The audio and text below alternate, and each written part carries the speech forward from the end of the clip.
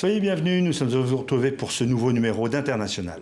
Elle portait un bien joli nom, voici 5 ans, cette saison nouvelle. Souvenez-vous, on évoquait un printemps de jasmin pour la Tunisie. Un peu plus tard, on parlait d'un printemps arabe lorsque des régimes peu démocratiques tombaient les uns après les autres en Égypte ou en Libye. Et puis cet espoir d'une nouvelle gouvernance gagnait la Syrie, une opposition modérée menaçait Bachar el-Assad, que l'on disait proche de la chute. Les chancelleries occidentales faisaient même de son départ, souvenez-vous, un préalable. On connaît la suite. 300 000 morts, au moins dans le pays, le plus souvent victimes du régime de Bachar el-Assad et l'émergence de l'État islamique un peu plus tard. Et enfin, plus récemment, une nouvelle donne avec le soutien massif, puissant, diplomatique, politique et militaire de la Russie. Notre invité, Basma Kodmani. Merci d'être avec nous. Vous êtes une figure, on pourrait dire une figure historique de cette opposition démocratique à Bachar el-Assad. Vous êtes politologue, chercheuse. On vous a retrouvé dans différents organismes, que ce soit l'Initiative arabe de réforme, le Conseil national syrien. Vous êtes actuellement porte-parole des négociateurs à Genève. Merci d'avoir accepté d'être sur le plateau d'International, TV5 Monde, RFI, avec Sophie Malibaud et Christophe Ayat du quotidien Le Monde. Avant de vous poser les questions sur ce qui s'est passé, pourquoi cet espoir aujourd'hui semble bien fragilisé, revenons avec quelques images sur les temps forts de ce qui s'est passé depuis 5 ans dans ce pays. Il était une fois un printemps syrien. 2011, le soulèvement populaire, les manifestations contre Bachar el-Assad. Les images amateurs font le tour du monde. De Homs à Deraa, un peuple se rebelle. Mais la répression est sanglante. Les premiers corps tombent sous les balles du régime. Bachar el-Assad est pourtant affaibli. Une armée syrienne libre se met en place. Mais le président répond par les chars, puis les armes chimiques. Des gens ont eu des difficultés à respirer et ils avaient de la mousse qui sortait de leur bouche. Nous ne sommes pas des experts, on ne sait pas vraiment. La ligne rouge est-elle dépassée? Oui, pour les Américains. Mais la rébellion elle-même va tout changer. Tout le monde ne se bat pas pour la liberté. Il y a différents mouvements, il y a des extrémistes religieux. Vous avez des gens liés à Al-Qaïda. Sur son territoire syrien, des djihadistes de mieux en mieux armés. D'abord ceux liés à AQMI, Al-Qaïda au Maghreb islamique. Puis un nouveau mouvement apparaît à la mi-2014, le groupe État islamique. Il gagne sur le terrain. Son hystérie collective, son djihad global, ses atrocités vont tout changer. Il devient l'ennemi principal. Bachar el-Assad redevient une solution. L'allié russe le porte à bout de bras diplomatiquement, puis concrètement sur le champ de bataille. Les avions russes entrent en scène fin 2015. Comme le dit Vladimir Poutine, il s'agit de ne pas laisser la Syrie aux terroristes. La seule façon de combattre le terrorisme international, c'est d'agir préventivement. Combattre et détruire les terroristes dans les zones qu'ils occupent, ne pas attendre qu'ils viennent chez nous. Symbole le plus récent de la réussite russe, la reprise de Palmyre par l'armée gouvernementale syrienne. Daesh est repoussé, les soldats sont revenus, comme un retour à la case départ. Près de 300 000 morts, des millions de réfugiés, la Syrie est en lambeaux. Il est plus que l'heure de négocier. Régime et opposition se retrouvent à Genève. L'ONU a une feuille de route. Organe de transition, nouvelle constitution, élection dans 1 an et demi. Reste un point d'achoppement. La gestion du pouvoir, impensable pour les uns, légitime pour les autres, par Bachar el-Assad. Voilà pour ce rappel. Basma Kodmani, que s'est-il passé pour qu'en quelques années, cet espoir d'une transition démocratique soit aujourd'hui visiblement bien loin d'une réalité? Peut-être Bachar el-Assad n'a-t-il jamais été aussi fort? Soutenu par les Russes, il est plus fort aujourd'hui. La question n'est pas tant la reconquête de territoire, bien sûr celle-ci est importante, mais qui remplace Daesh par exemple, qui permettra la reprise de contrôle de certaines zones. Il est évident que Bachar el-Assad ne pourra pas gouverner à nouveau. Et je pense que même ses alliés les plus proches le savent. Même les Russes ? Les Russes et les Iraniens, je pense, le savent aujourd'hui. Ils s'accrochent encore à lui parce qu'il y a des intérêts à sauvegarder. Il est important pour les Russes, il était important jusqu'à maintenant d'avoir un président qui donne une légalité, une légitimité à leur intervention en Syrie. C'est au nom du gouvernement syrien qu'ils sont intervenus. Tout cela ne nous dit pas que Assad est en position de regouverner un pays où il a utilisé des armes chimiques contre son propre peuple. Les messages que ce régime a envoyés à son peuple, c'est vous êtes notre pire ennemi. Il a laissé partir et sortir de chez eux 10 millions de Syriens, dont 5 sont à l'extérieur aujourd'hui, plus encore à l'intérieur. Je pense qu'on est plus de 8 millions aujourd'hui sont déplacés, n'ont plus de domicile. Donc, comment peut-on imaginer un instant que Assad puisse à nouveau gouverner ce pays? Alors, remettre en selle l'armée syrienne, c'est un geste fort, un signal fort de la part des Russes, certainement. Mais je crois qu'à Moscou, on sait bien que Assad n'est plus un homme qui peut gouverner. Christophe Fayad, Le Monde. Madame Godmani, est-ce que la reprise de Palmyre par l'armée syrienne aidée par l'aviation russe et des milices chiites diverses de divers pays ne remet pas quand même en selle Assad aux yeux du monde entier, dans le sens où son armée fait la preuve pour la première fois qu'elle combat l'État islamique?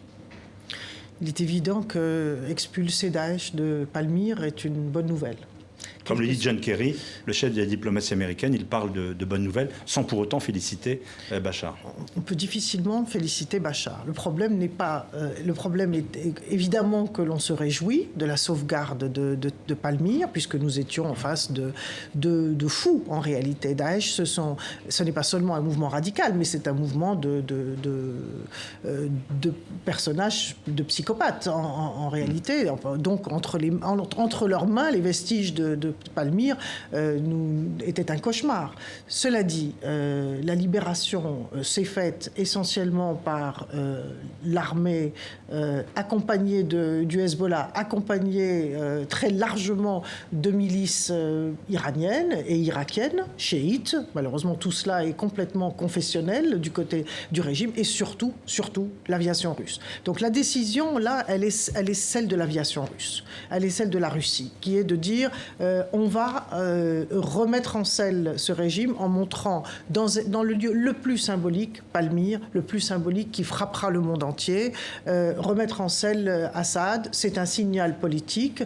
Je pense que pour l'opposition, il y a une énorme crainte qui est d'abord que le régime, partout où il entre à nouveau, s'en prend à la population, et les revanches sont terribles puisqu'il y a arrestation, exécution d'opposants, d'anciens opposants, et surtout, ceci nous donne une image, ou plutôt un schéma, de ce que on peut craindre pour l'avenir. Autrement dit, si les Russes décident que l'armée de Bachar el-Assad peut progresser dans les zones qui seront, et expulser Daesh de certaines zones pour remplacer à nouveau par Assad, imaginez vers quoi on revient. On revient à ce qu'était 2011, en bien pire, puisqu'il ne pourra pas contrôler. Nous combattons le chaos. Qu'il y a des vengeances, des arrestations. Vous avez déjà des informations sur le fait que, à Palmyre et dans les zones autour, des gens qui étaient des opposants ont été arrêtés? Quelques-uns ont été arrêtés, les autres ont fui. On fuit très vite parce qu'ils savaient que... Enfin, le signal était donné. On savait qu'avec la couverture aérienne russe, il n'y avait plus aucune chance. L'armée reprendrait le contrôle de Palmyre. Alors, ils ont beau jeu de nous annoncer les charniers qu'ils découvrent, qui sont ceux de Daesh, qui sont atroces, évidemment. On a envie de dire, est-ce que vous vous souvenez des charniers de Assad? Est-ce que vous avez vu les photos des prisons de Assad et des gens morts sous la torture? Autrement dit, on a un vrai problème avec le libérateur. Est-ce que c'est lui le libérateur? Est-ce que c'est ça la solution pour la Syrie? Qui a amené Daesh au départ? Et qui d'ailleurs a livré Palmyre? Parce que le grand point d'interrogation, c'est Palmyre a été livré. Presque. En tout cas, c'est l'impression qu'on a. Il n'y a pas eu de combat lorsque Daesh... Pas de résistance de l'armée syrienne. Il n'y avait pas eu de résistance de l'armée syrienne au moment où Daesh a pris Palmyre il y a quelques mois. Malgré tout, ce retour de l'armée syrienne à Palmyre, c'est le point nouveau depuis que les pourparlers ont commencé entre le régime et l'opposition, ce qu'on appelle le Genève 3, dont vous êtes porte-parole, Basma Kodmani. Donc, est-ce que cette nouvelle configuration ne met pas Bachar el-Assad et son régime en position de force maintenant dans les pourparlers ? Je pense que nous optons pour la solution politique, puisqu'il est clair que le combat militaire a dévié, on ne peut pas le nier, il a dévié, il a fait fausse route, des éléments terroristes, extrémistes, salafistes et autres et djihadistes ont fait leur chemin et se sont installés en Syrie. Ce n'est pas ce que voulaient les gens qui se sont révoltés en 2011. Donc nous revenons vers quelque chose qui dit le départ d'Assad doit être un départ négocié. La fin de ce régime doit être une opération de transition contrôlée et non chaotique. Donc, cela nous dit qu'aller à la négociation, c'est en faveur de l'opposition modérée. C'est en faveur des efforts pour éviter le chaos en Syrie, pour éviter ce qu'est la Libye aujourd'hui, pour éviter le Yémen, tous ces scénarios. Là, vous parlez du point de vue de l'opposition, mais du point de vue si on se place du point de vue du régime, quel est son intérêt le régime, lui, pourquoi irait-il encore aux négociations? Pourquoi devrait-il faire des concessions lors de ces négociations, vu qu'il a maintenant la main sur le terrain? Il n'a pas la main sur le terrain. Celui qui a la main sur le terrain, c'est l'aviation russe. Et c'est donc la volonté russe qui amènera Bachar el-Assad, ou qui l'amène aujourd'hui à Genève. Il faut bien voir que ce qui se passe à Genève est une scène d'un processus dont les fils remontent évidemment à Moscou et ailleurs. Bachar el-Assad vient à la table des négociations contraint et forcé. Assad, depuis qu'il est au pouvoir, n'a jamais réussi à négocier avec qui que ce soit, ni à faire la moindre concession. Et c'est ce qui a conduit à l'horreur dans laquelle nous nous trouvons. Ils ont opté pour le jusqu'au-boutisme. Ils ont gardé les éléments les plus radicaux du régime, ceux qui étaient en faveur de tuer aveuglément quiconque protestait. Donc, je crois que ça représente une menace existentielle pour le régime que d'être à Genève. Mais je crois que la pression russe et internationale aujourd'hui fait que Assad n'est pas vraiment libre de ses décisions. Il est même très diminué et il est obligé d'envoyer sa délégation à Genève. Si l'on revient sur le rappel que nous avons vu en images sur TV5 Monde et en audio sur RFI, on voit qu'il y a 5 ans, cette opposition semblait très forte. Qu'est-ce qui lui est arrivé ? Pourquoi est-ce que ça n'a pas fonctionné? Pourquoi est-ce que c'est divisé? Pourquoi est-ce qu'elle a perdu même le soutien au fond international? Elle a perdu aussi militairement. Qu'est-ce qui s'est produit? Je pense qu'une opposition qui n'a pas de voie tracée pour travailler ne peut pas avancer. Autrement dit, la perspective à l'époque était que des manifestations pacifiques pouvaient aboutir à un changement. Ceci n'a pas réussi puisque c'est la répression qui a pris le dessus et le régime a Vous avez manqué tué. de soutien international? Non, je pense que nous avons manqué bien sûr de soutien international, bien sûr. Lorsque la population est exposée aux armes chimiques et qu'il ne se produit rien, le message aux Syriens c'était tout est permis. Si Assad vous tue tous, nous ne ferons rien. Voilà. Il y avait ce message. Débrouillez-vous avec ce monstre qui vous gouverne. Personne ne viendra à votre secours. Donc pour une opposition modérée, le discours modéré avait du mal à passer. Aujourd'hui, lorsqu'on se retrouve devant un processus politique accepté par un groupe de pays, en principe, ces pays-là sont sérieux. Nous l'espérons en tout cas. Nous prenons cela très au sérieux comme opposition, puisque nous voyons une voie tracée. Si elle existe, alors l'opposition modérée se regroupe. Et elle s'est regroupée. C'est cela, je pense, qui est le plus intéressant depuis, depuis octobre-novembre 2015, c'est-à-dire au cours des 5-6 derniers mois, c'est que cette opposition s'est regroupée. Elle a créé une plateforme très large, très représentative, comprenant les groupes militaires modérés qui sont en faveur d'une solution politique.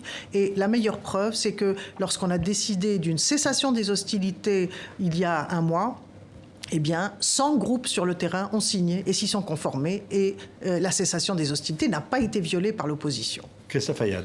Madame Komnani, comment vous lisez l'attitude russe? Parce que l'opposition, pendant tout l'automne, a accusé la Russie de faire le travail d'Assad.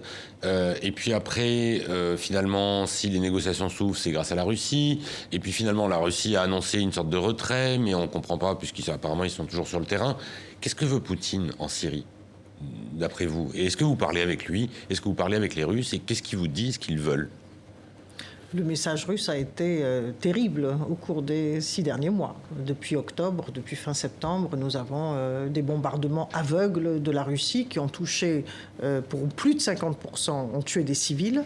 et qui visait pour plus de 90% des groupes modérés de la révolution. Et pas Daesh, donc. Et pas Daesh. Donc, je crois que la première bataille où on peut dire que les Russes ont combattu Daesh, ont visé Daesh, c'est Palmyre. Et ils ont choisi leur cible symbolique. Mais au-delà de ce qui s'est produit au cours de ces 6 derniers mois, le message donc était contre l'opposition.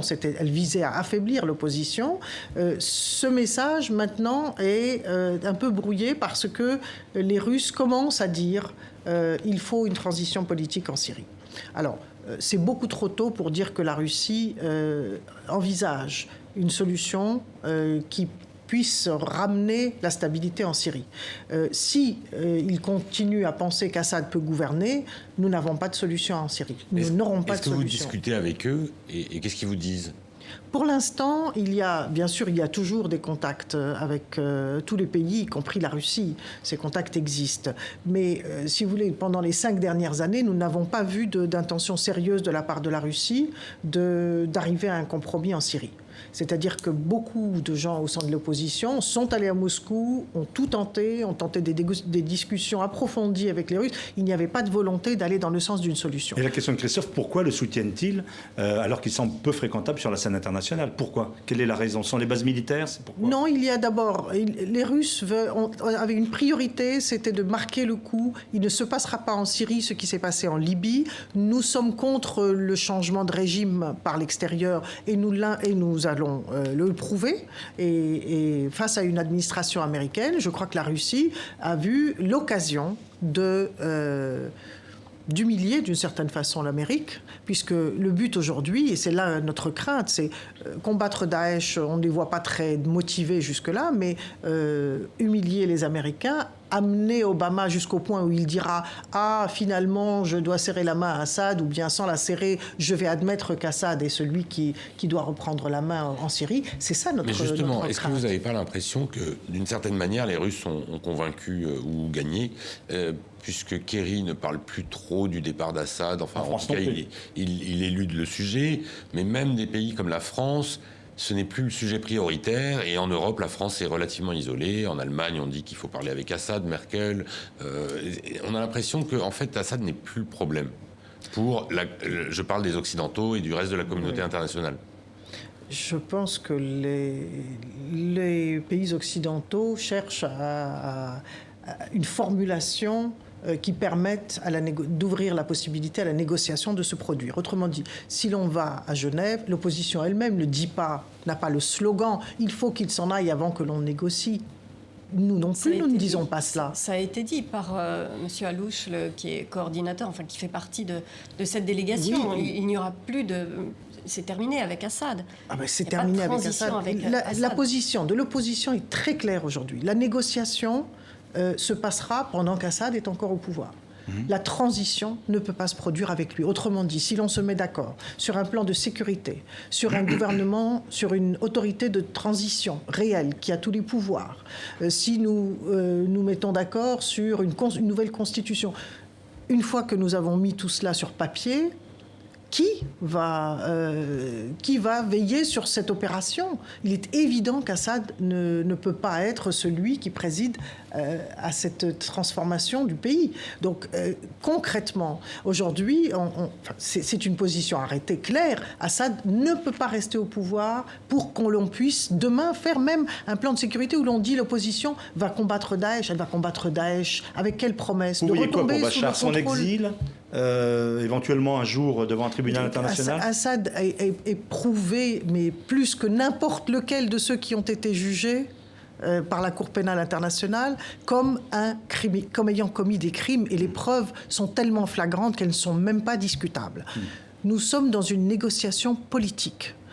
Si l'on nous sort du régime d'Assad aujourd'hui, je pense que la population syrienne veut en finir et la justice suivra son cours plus tard ou parallèlement. Pour l'instant, il s'agit de voir comment il quitte la scène syrienne et il laisse une transition politique s'opérer. Basma Khonmani, nous allons vous retrouver dans un instant. Je rappelle que vous êtes une figure de cette opposition syrienne, opposition à Bachar el-Assad. Beaucoup de questions encore à vous poser après ce point d'actualité sur les antennes de RFI et de TV5 Monde.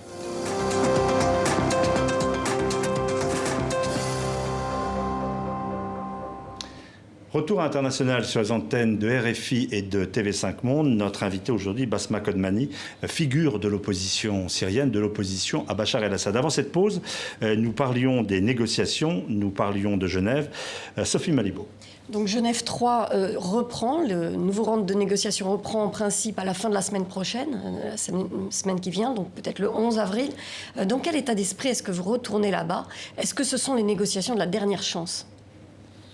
Sachant qu'il y a peu de résultats sur les négociations préalables.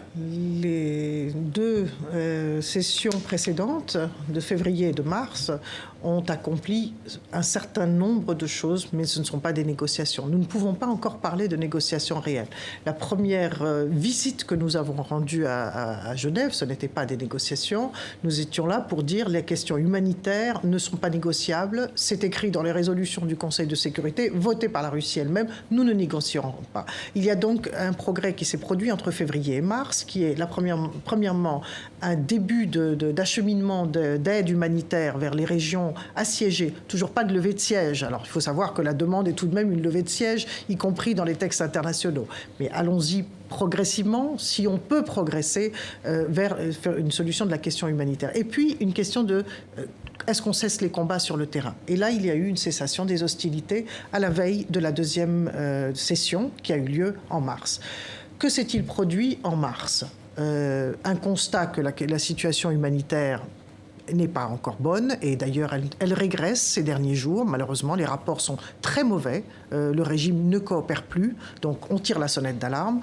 Mais sur le plan de la cessation des hostilités, là aussi, nous avons un groupe qui surveille, et cette surveillance internationale montre aussi qu'il y a des violations très graves de la part du régime, avec des bombardements il y a 2 jours, 40 morts, un hôpital, une école, des avions du régime. Alors où nous parlons. Ces avions sont ceux du régime, ils ont bombardé, et il y a eu hier encore des bombardements. Donc on commence à avoir des violations très graves de la cessation des hostilités. Il est difficile de dire aux groupes modérés, tenez-vous tranquille, ne ripostez pas. Mais pour l'instant, nous continuons à considérer que cette cessation des hostilités doit être respectée. La deuxième session, qui est votre question, la deuxième session à Genève, celle d'il y a une dizaine de jours, une quinzaine de jours, celle-là ne nous a pas mis face à face au régime.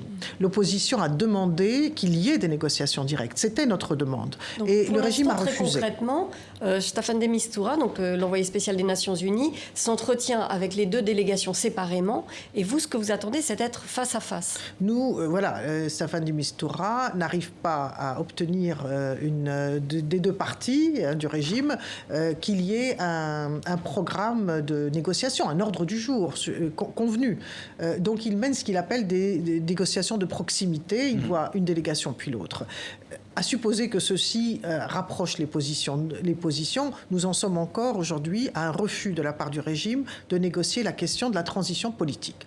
Or, Staffan de Mistura lui-même a dit « Nous ne sommes pas là pour parler ni de l'humanitaire, ni d'autres questions. Nous sommes là pour parler du sujet lui-même qui est la transition politique. » Or, le mot « transition » a été rejeté par la délégation du régime. Jusqu'à ce jour, Assad ne l'emploie pas, le chef de la délégation du régime ne l'emploie pas, elle est dans tous les textes internationaux, elle n'est pas seulement la demande de l'opposition, et nous sommes donc bloqués pour l'instant. Alors, tous les regards étaient tournés pendant cette discussion à Genève vers Moscou. Il y avait une rencontre entre M. Kerry, Lavrov et Poutine à Moscou, et nous espérions que ceci aurait un impact sur notre négociation à Genève. Ça s'est produit trop tard, c'est-à-dire que c'était un mercredi, nous terminions le jeudi, donc on n'a pas vu l'effet de cette pression russe et américaine que nous espérions voir, à supposer qu'elle viendra. Nous attendons la prochaine session qui devrait effectivement démarrer la semaine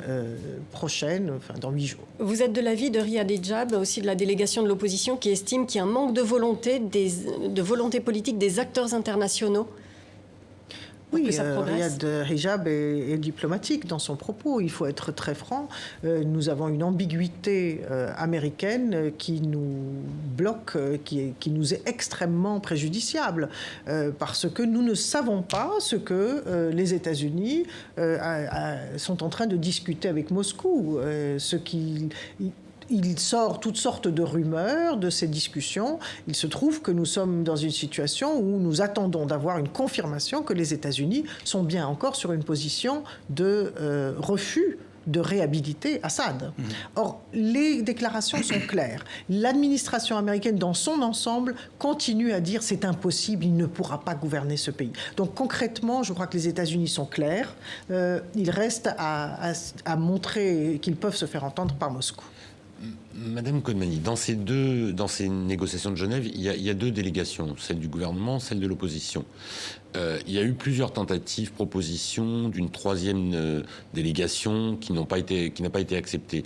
Mais est-ce qu'il n'y a quand même pas un problème dans la configuration actuelle de ne pas prendre en compte la volonté, les désirs de certains partis kurdes qui contrôlent une grande partie du terrain et qui ont des soutiens internationaux dans la lutte contre l'État islamique. Je pense en particulier au PYD qui a proclamé d'ailleurs une forme d'autonomie dans les zones qu'il contrôle au Kurdistan syrien.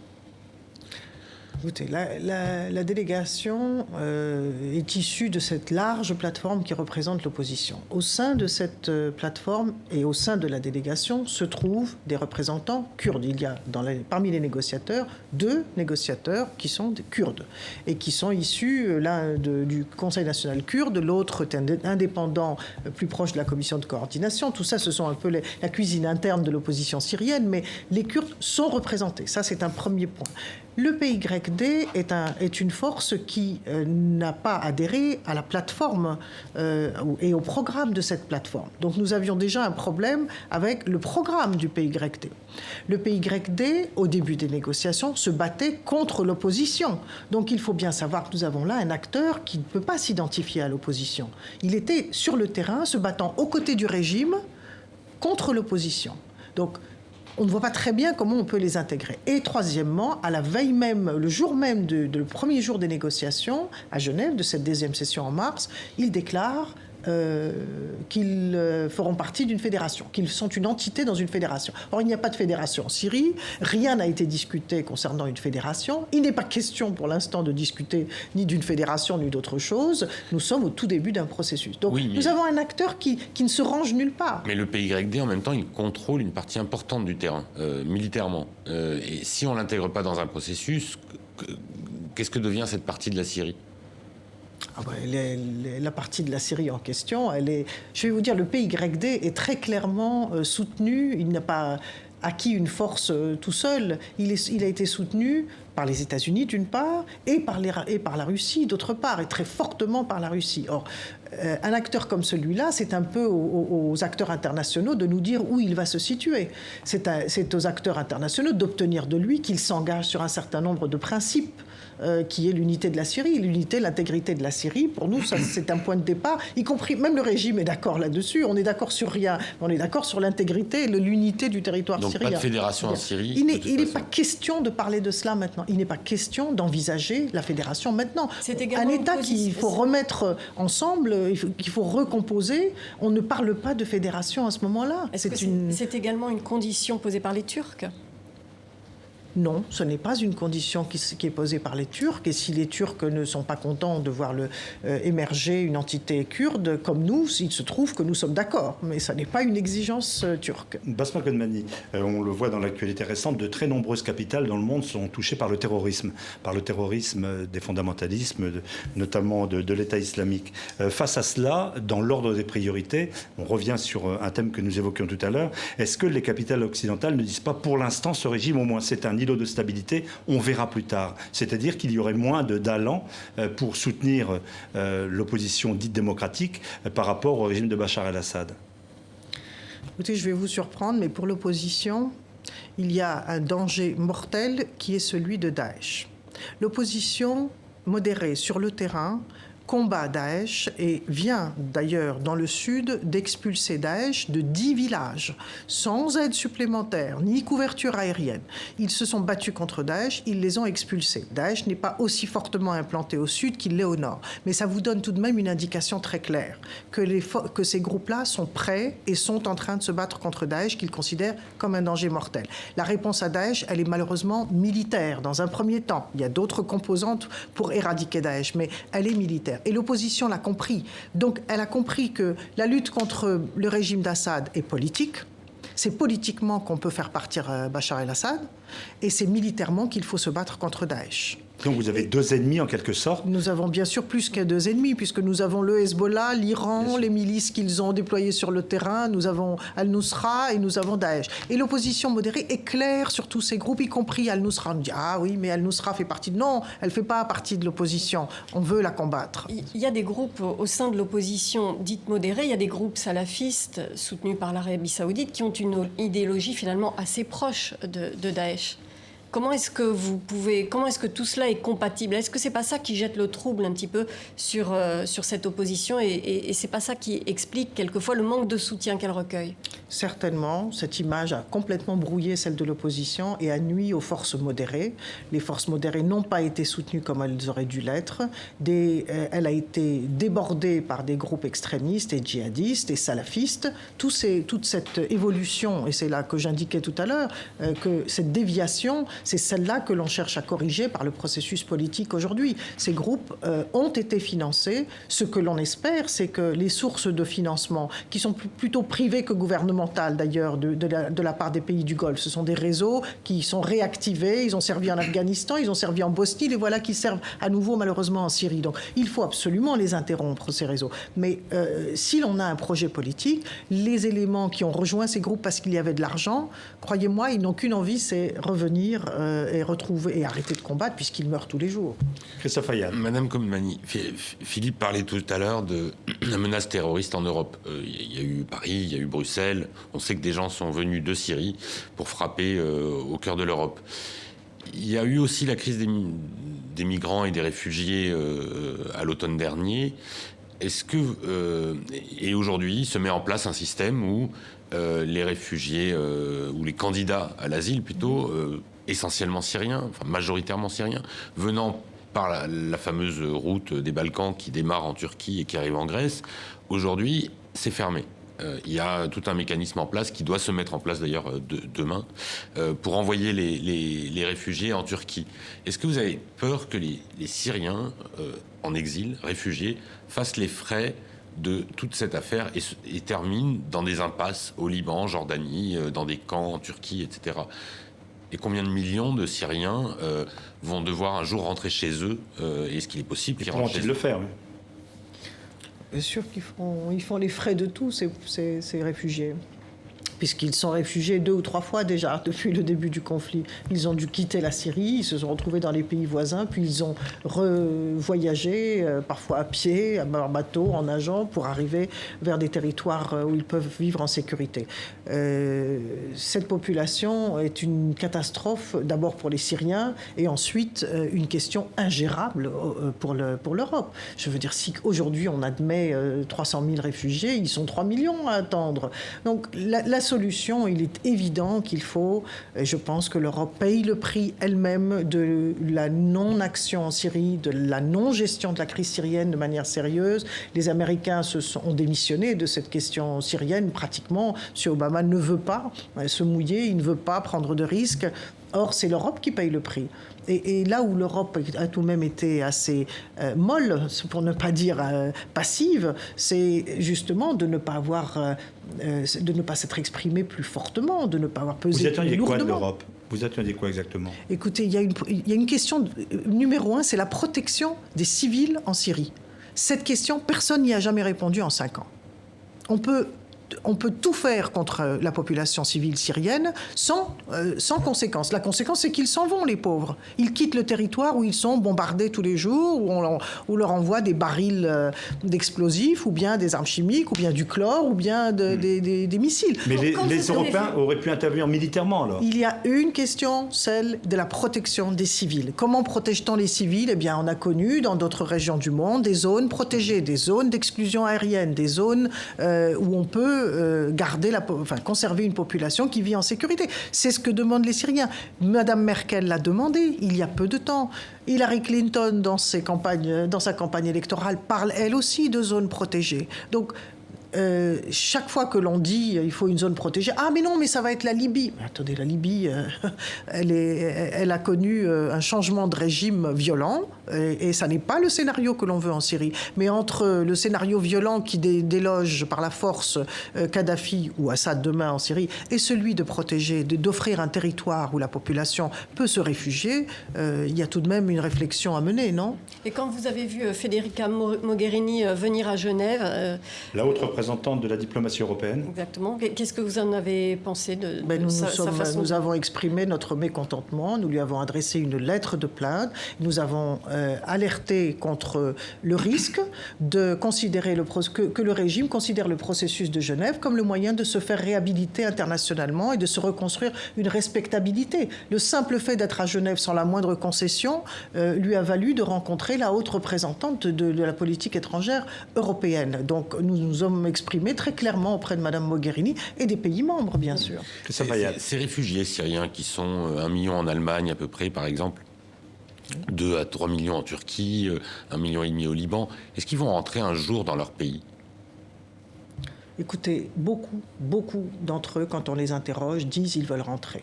Ils sont comme un poisson hors de l'eau. Ils n'ont qu'une envie, ils sont partis contraints et forcés, ils voudraient revenir chez eux. On sait sociologiquement qu'au fil des années, si les gens restent quelque part, ils construisent une vie. Donc ils sont moins à même de rentrer. Mais aujourd'hui, quand vous leur demandez, 90% d'entre eux vous disent oui, on veut rentrer. Ils sont des millions et il se trouve que le plan de paix qui a été adopté à l'ONU, qui prévoit des élections, c'est dans une durée de 2 ans, d'ici 2 ans à peu près. Comment imaginer qu'autant de Syriens en exil seraient rentrés pour voter lors de ces élections en 2 ans? Vous pensez que c'est réaliste? Non, ce qui est prévu, supposons que ce cadre défini par l'ONU soit respecté et les délais respectés, on l'espère. En tout cas, ça nous offre un cadre pour la négociation. Si ceci devait se produire et qu'il y avait des élections dans 18 mois, par exemple, il est prévu que les réfugiés auront le droit de vote. Et ça, c'est dans tous les textes. Ceux de Genève, Vienne et la résolution du Conseil de sécurité de décembre dernier. Donc, il y a un consensus international sur le fait que cette population doit voter. Après, les mécanismes que l'on va mettre en place pour lui permettre de voter, évidemment, sont compliqués, mais il est prévu qu'ils voteront. Voilà. Dans vos espoirs, vous voyez un retour de tous ces réfugiés dans combien de temps? C'est l'affaire de quelques années, d'une génération? La reconstruction de la Syrie, c'est une affaire d'une génération, c'est évident. Mais le retour, je pense qu'au moindre signal... Vous savez qu'il y a des familles qui sont rentrées même dans les régions telles qu'elles sont actuellement, même bombardées. Il est reparti des familles entières d'Europe parce qu'elles ne supportaient pas de vivre à l'étranger et loin de chez elles. Donc on sait que ces gens-là voudraient revenir. Je pense que dès que le processus, si on a un gouvernement de transition, un accord sur comment on rétablit la sécurité, eh bien je pense qu'on verra immédiatement un premier grand mouvement de retour vers la Syrie. Ces gens-là ont un asile politique en Europe. Ils ne sont pas naturalisés, ils ne demandent pas la naturalisation. Pour l'instant, ils sont là en attente d'une solution. Donc on ne va pas prévoir 10 ans, mais si on est dans 1 an devant un début de plan de stabilisation, je pense qu'énormément de familles voudront revenir. Celles qui sont dans les pays voisins, certainement, mais celles qui sont arrivées en Europe aussi vivent dans des conditions extrêmement modestes et dans un isolement psychologique très lourd. Donc elles auront envie de rentrer, je vous l'assure. À partir de quel moment diriez-vous que la transition est en marche? Ce serait le départ effectif de Bachar el-Assad, de ses proches peut-être? Quels seraient les signes qui vous donneraient satisfaction pour dire voilà, une nouvelle Syrie est aujourd'hui en construction? C'est très simple. Aujourd'hui, ceci est très clairement défini par des documents. Une autorité de transition qui a les pleins pouvoirs, c'est-à-dire les pouvoirs politiques, les législatifs et exécutifs, ceux du président, ceux d'un gouvernement, et surtout, de mon point de vue, on doit commencer par la question sécuritaire. Il faudrait une commission composée de militaires du régime et de militaires de l'armée libre pour s'asseoir ensemble et dire comment ils pourraient travailler ensemble, définir un plan de stabilisation. Bien sûr, sous une autorité gouvernementale légitime, immédiatement, on les verra travailler ensemble. Et aujourd'hui, on les voit travailler dans la même direction, mais ils ne travailleront pas ensemble parce que pour revenir sous Assad. Il est là le nœud. Le nœud est dans la promesse de qu'est-ce que c'est que le régime politique sous lequel on va pouvoir travailler. Christophe Ayad, Le Monde. Mais on dit la transition doit se faire sans Assad. Mais avec des éléments du régime qui n'ont pas de sang sur les mains. Est-ce que vous pensez qu'il y a des éléments du régime de haut niveau qui n'ont pas de sang sur les mains? Est-ce que dans l'armée syrienne, il y a des gens qui n'ont pas de sang sur les mains? Je veux dire, ça fait 5 ans que le pays est à feu et à sang, qu'on torture, qu'on emprisonne, qu'on arrête. Est-ce qu'on peut sauver qui que ce soit dans ce régime? Il faut sauver des gens. Il faut en sauver. Il faut définir les critères de responsabilité dans les décisions pour commettre les crimes qui ont été commis. Et ça, dans tout processus... La chaîne de commandement est très difficile à définir, mais on sait, sur le terrain, par réputation, quels sont les gens qui ont essayé d'éviter des massacres, qui ont refusé de tirer parfois sur des civils. Vous avez une liste? Les listes noires existent, bien sûr. Elles existent. Combien doivent partir? Non seulement de notre part, d'ailleurs. 5, 50, 500, 5000? Combien de responsables du régime actuel devront partir? Je pense que ceci... On est en centaines, en milliers ou en dizaines de milliers? Partir pour aller où? Tout dépend. Disons, oui. Lâcher les responsabilités. Être écarté? Oui. Il est évident qu'il faut écarter Assad et tout son entourage immédiat. C'est combien de personnes, ça? Et je ne peux pas dire aujourd'hui combien de personnes cela représente. Est-ce qu'on parle des hauts responsables du système? On parle d'une trentaine de personnes, peut-être. Les hauts responsables. Et puis on parle d'une deuxième couche qui est très vaste. Celle-ci, elle se compte peut-être en plusieurs centaines, sinon un millier. Et au-delà, alors qui est responsable? Vous savez. Même si ce n'est pas la priorité, vous espérez un jour qu'il y aura un procès? Bien sûr, on espère qu'il y aura justice rendue au peuple syrien. Qu'est-ce que ça veut dire, la justice? Elle est composée de... La justice transitionnelle, c'est un programme global qui implique bien sûr de jugements de grands criminels. Elle implique des réparations, la réconciliation, les commissions de vérité et de justice. C'est un processus qui va durer, à mon sens, plusieurs décennies. Mais il faut commencer d'abord par enlever le nœud qui nous empêche de faire une transition politique. Assad l'a refusé. Et c'est pour ça qu'il faut qu'il parte. Il l'a toujours refusé. Donc, que fait-on avec quelqu'un qui a toujours refusé, qui a tué plutôt que d'accepter? Est-ce que vous avez des demandes intermédiaires avant d'en arriver là, pour au moins avancer un petit peu, par exemple, au niveau de la libération des prisonniers et au niveau aussi de la liberté d'enquêter? Parce que si on veut plus tard qu'il y ait réconciliation, il faut bien qu'il y ait des gens qui puissent avoir la liberté d'aller recueillir les faits sur place. Alors, la documentation des crimes est très largement assurée. Très largement assurée. La documentation des crimes, elle est au niveau de tous les Syriens. Au cours des 5 dernières années, nous n'avions pas de perspective de pouvoir juger qui que ce soit, ni punir qui que ce soit, mais nous avons des organisations qui ont travaillé sur le terrain, au plus près des lieux où ont été commis les crimes. On ne peut pas aujourd'hui dire voilà comment ça va se passer sur un certain nombre d'années. Ce que l'on peut dire, c'est que la question des détenus, pour nous, n'est pas négociable, parce qu'elle fait partie aussi des mesures de confiance que l'on attend de la part du régime.